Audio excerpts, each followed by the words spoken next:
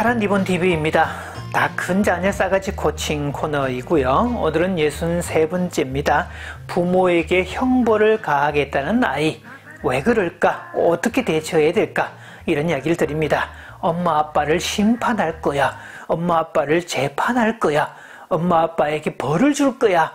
이렇게 말하는 자녀들이 부쩍 늘어나고 있죠. 싸가지 코칭을 진행을 하면요, 실시간 피드백을 제공을 해줍니다. 그러면 부모들은 집에서 일어나는 자녀들의 문제 행동을 사진을 찍어서 보내거나 혹은 주고받았던 이 카카오톡의 내용을 캡처해서 보내줍니다. 그러면 저는 또 거기에 적절한 방안을 또 피드백을 해주는 그런 일을 하고 있죠. 그런 과정을 통해서 문제 행동을 점점 더 줄여나가는 방식을 쓰고 있습니다. 자, 그런데요, 부모들이 캡처해서 보내주는 대화 내용이나 집에서 사진을 찍어서 보내주는 그런 문제 행동들을 보면 어느 집 할 거 없이 똑같습니다. 어쩌면 같아도 저렇게 똑같을 수가 있을까? 저는 늘 그래서 이런 상상을 하는데요. 늘 이렇게 무슨 사이보그 같은데 이 프로그램을 주입을 해서 똑같이 만들어지는 것처럼 요즘 자녀들은 그렇게 똑같은 방식으로 똑같은 생각, 똑같은 태도로 일관하는 모습을 보입니다. 자, 그것은요, 그 나이대에 적어도 다 큰 자녀가 됐다는 말은 꽤 최소한 이 초등 고학년 이상이 됐다는 뜻인데, 중고생은 더더욱 그렇겠죠. 그 나이대에 맞는 교양 수준, 그 나이대에 맞는 인성 수준이 있어야 되는데, 그 기본 수준에 턱없이 미달되는 현상을 말합니다. 이것은 자기라는 감옥에 갇힌 모습의 전형입니다.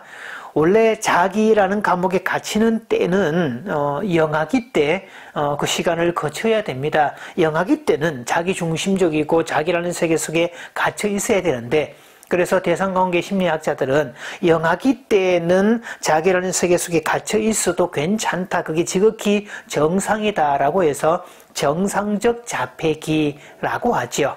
그럼 성장이 가는 가운데서 자기 속에 있던 아이가 다른 바깥으로 나와야 되고 다른 사람과 교류를 해나가면서 자기 세계를 이렇게 펼쳐나가야 되는데 자폐 속에 자기 감옥 속에 갇혀 있다가 계속 안 나오고 신체적으로만 크고 그저 인지적으로 학습적으로만 커서 초등 고학년 되고 중고생이 되면 이 아이는요, 이 자녀는 병리적 자폐기 속에 갇혀 있는 애가 됩니다. 그래서 대화를 해보면 대화 자체가 성립이 안 될 겁니다. 대화를 거부하는 모양새로 보이지만 사실은 대화를 할 수 있는 기본적인 개념이나 기본적인 소양 같은 게 부족하기 때문입니다. 실제로 개념 자체가 없다는 것도 확인을 해야 될 부분이죠. 최근에 어느 집에 실시간 코칭을 하고 있는 집인데요. 아이가 엄마에게 엄마를 심판하겠다, 엄마를 재판하겠다, 엄마가 한 짓거리에 대해서 절대로 용서할 수가 없다. 그래가지고 번호를 바꾼다든지 현관 키 번호를 바꾼다든지 엄마의 휴대폰을 숨긴다든지 엄마의 책상에 물을 붓는다든지 물건을 부순다든지 이런 행동들을 서슴없이 한다는 거죠. 그러면서도 계속 쪽지를 보내면서 뉘앙스는 네가 그러니 나도 그런다 라고 계속 메시지를 보내죠. 사실 이것은요, 형평강박 현상이라고 제가 몇 번 말씀드린 적이 있습니다. 부모의 수준과 자기의 수준이 똑같다는 사고방식에 있다는 거죠. 형평강박에 사로잡히면 아이는 형평과 균등을 착각합니다. 형평은 이퀄리티라는 개념이고 균등은 이퀄티라는 개념을 쓰고 있는데요. 뭐 이렇게 해석하면 됩니다. 어떤 사람이 회사에 취직을 했는데 첫 달 월급을 받았는데 자기 월급과 사장의 월급을 보았더니 차이가 너무 많이 나더라. 자기 월급의 몇 배를 사장이 받고 있더라. 이 회사 전체로 볼 때 각자가 회사의 구성원으로서 동등한 자격인데 왜 그 사람은 그렇게 많이 받느냐라고 말한다면 이 사람은 형평과 균등을 착각하고 있는 개념이 되죠. 회사의 구성원이라는 점에서는 똑같은 멤버가 맞죠. 똑같은 소속된 사람으로서. 그러나 지위와 역할에 따라서는 그 급여가 차이가 나는 게 그게 지극히 정상이라는 뜻입니다. 거기에 대한 불만을 가진다면 이 사람은 형평강박의 노예가 되었다고 보시면 됩니다. 자녀들이 부모에게 대해서 그렇게 얘기를 한다는 거죠. 보통 자녀들이 원하는 게 있을 때, 그 원하는 것이 충족되지 않을 때 부모에게 요구하는 것, 그때 요구를 정당하게 하지 않고 협상과 조율을 통하지 않고 자기 임의대로, 자기 원하는 대로만 하려고 하는 것, 이것은 논리가 아니라, 정당한 요구가 아니라 억지라고 그럽니다. 억지를 쓸 때는 부모는 응해줄 이유가 없습니다. 억지는 본인의 입장에서는 타당하고 본인의 입장에서는 맞지만 객관적 데이터로 봤을 때 누가 보더라도 성립이 안 되는, 신뢰성과 타당성에서 성립이 안 되는 요구들이라는 거지요. 자, 그럴 때 부모는 단호하게 거절하셔도 괜찮습니다.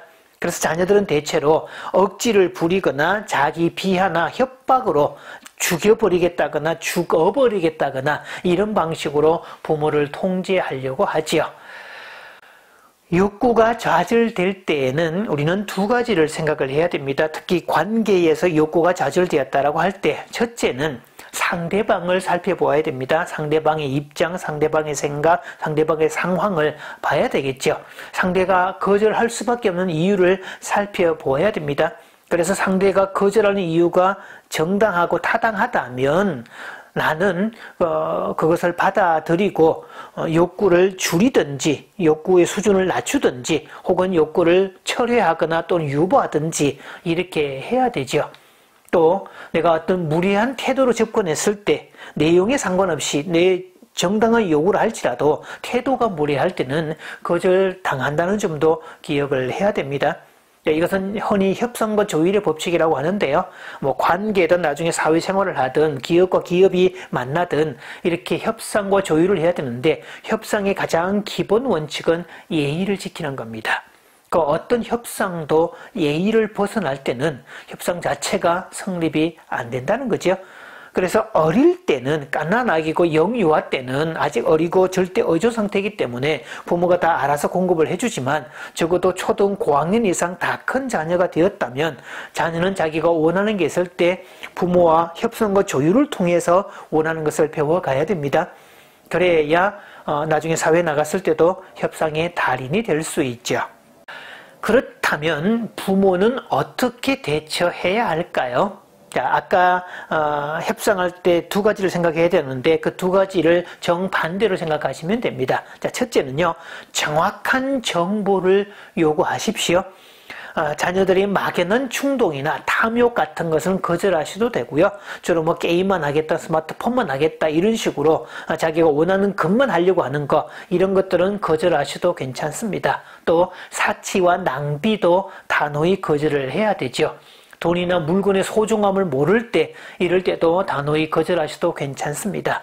또 외출을 하거나 그럴 때는 육하 원칙과 데드라인을 설정하고 나가도록 그렇게 하셔야 되죠. 외출을 나가면 어디에 가는지, 누구를 만나는지, 목적이 뭔지, 그리고 언제쯤 들어올 건지 이런 데 대한 정확한 정보를 받은 후에라야 응답을 해 주셔야 됩니다. 그다음 두 번째는요, 예의를 갖출 때만 응답하셔야 됩니다. 그 자녀가 억지를 부리거나 자기 비하나 협박이나 이런 방식으로 올 때는 그 이유 자체만으로 거절할 수 있습니다. 절대로 응하시면 안 됩니다. 자, 그래서 억지와 무례는 협상 실패를 유발한다는 것을 알아야 되고요. 다 큰 자녀는 자녀가 부모를 맞추는 거지 부모가 자녀를 맞추는 게 아닙니다. 영유아 때는 부모가 자녀를 맞춰주는 거지만 다 큰 자녀는 자녀가 부모를 맞춰야 되죠. 그래서 아이가 억지를 부리거나 황당한 요구를 하거나 혹은 협박이나 위협이나 자기 비하나 이런 방식을 쓸 때는 단호히 거절하시되 과도할 때는, 예의를 무시할 때는 화를 내도 좋습니다. 자, 화를 내는 기술, 화를 내는 이유, 거기에 대한 것은 다음 시간에 또 상세하게 한번 설명을 드리겠습니다. 되게 많은 부모들이 화내지 말고 키우라는데 거의 세뇌가 되어 있지 않은가 싶은데요. 영유아 때는 화내고 키우지 않아야 되지만 다 큰 자녀의 경우 합당할 때, 화내는 이유가 정당할 때는 화를 내야 되고 그 화내는 기술을 통해서 자녀를 다듬어 가야 됩니다. 어떻게 생각하십니까? 자식이 부모를 심판한다? 자식이 부모를 처단한다? 이거 성립 불가의 말 아닌가요? 이거 천륜을 어긴 일 아닌가요? 예전에 뭐 공산주의 같은 경우에 부모가 반동이다 그럴 때 싸주기도 괜찮다 이렇게 말하는 논리하고 뭐에 다를 바 있을까요? 사실 자녀가 형평 강박에 사로잡히면 그런 사고 체제를 가지게 됩니다. 그래서 부모는 반드시 무엇이든 짚고 넘어가셔야 되고요. 반박할 때 반박하고 꾸중할 때 꾸중하고 화낼 때 화내셔야 됩니다. 자녀가 그렇게 억지를 부리거나 그럴 때도 암묵적으로 조용히 가만히 있는 바람에 암묵적 동의로 처리가 되지 않도록 그렇게 하셔야 됩니다. 그게 반복이 되면 자녀는 그게 당연한 줄 알고 안 된다는 이유를 말해주지 않으면 자식은 모르기 때문에 그 행동을 계속 반복할 수 있는 위험이 있습니다. 제가 이 시간을 통해서 누차 말씀드리고 있듯이 우리나라에 지금 통용되고 있는 자녀 양육, 자녀 교육에 대한 심리학은 대부분 영유아 중심입니다. 높게 잡아도 뭐 이렇게 한 초등 정도까지 해당되겠지만 적어도 다 큰 자녀에 대한 심리학 기준은 없습니다. 그래서 영유아 중심의 심리학을 초등 고학년 이상 다 큰 자녀에게 적용한다는 것 자체가 말 자체가 성립이 안 되는 거죠. 다 큰 자녀에게는 다 큰 자녀 심리학이 따로 있다는 것을 꼭 기억을 하시고, 그러니까 이전에 했던 방식을 이제는 이제 바꾸어서 다르게 적용할 수 있는 또 그런 지혜로운 부모가 되시기 바랍니다.